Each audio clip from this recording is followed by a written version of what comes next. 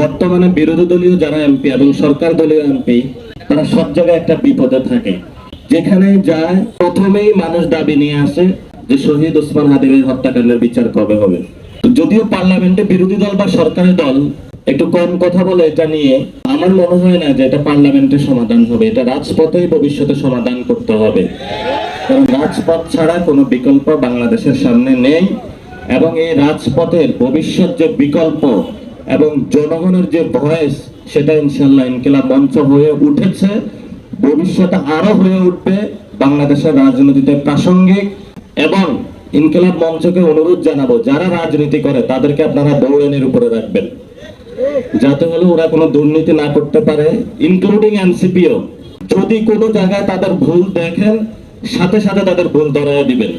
এবং যারাই বাংলাদেশে ভুল অপসংস্কৃতির জন্ম দিবে, আপনারা তাদের টুটি চেপে ধরতে হবে। এটাই হলো বাংলাদেশের ইনকিলাব মঞ্চের আজাদির সংগ্রাম।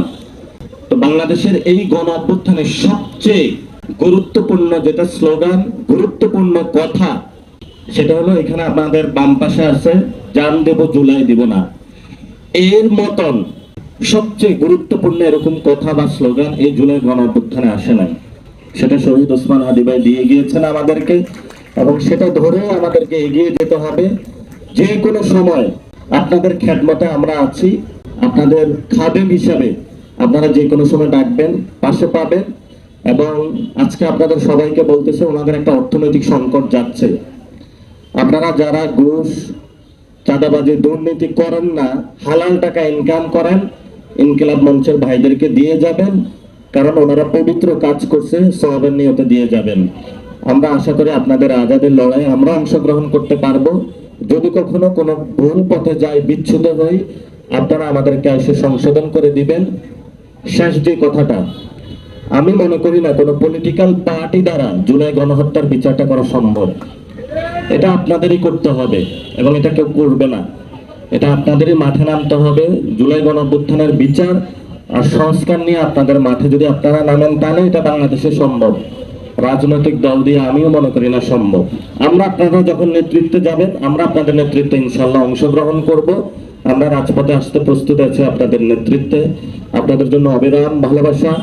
যুগ যুগ ধরে ইনকিলাব মঞ্চ এগিয়ে যাবে, জাবের জুমার নেতৃত্বে এগিয়ে যাবে। আল্লাহ ওনাদের সকল অমঙ্গল থেকে নিরাপদ রাখুন, এবং ওনাদের সংকট দূর করে দিয়ে বাংলাদেশের এক উজ্জ্বল ধ্রুব তারকা হিসাবে প্রতিষ্ঠিত করে বাংলাদেশের সার্বভৌমত্ব ইসলামকে রক্ষার জন্য আল্লাহ তাআলা ওনাদেরকে কবুল করুন। সবাইকে ধন্যবাদ। আজকে যারা শহীদ ফ্যামিলি উপস্থিত হয়েছেন, শুভাকাঙ্ক্ষী উপস্থিত হয়েছেন, ইসলামিক ছাত্র শিবিরের সেক্রেটারি জেনারেল আছেন, নারায়ণগঞ্জের 4 আসনের সংসদ সদস্য থেকে শুরু করে যারা উপস্থিত হয়েছেন, সবাইকে আমার অন্তঃস্থল থেকে ধন্যবাদ জানিয়ে আমার কথা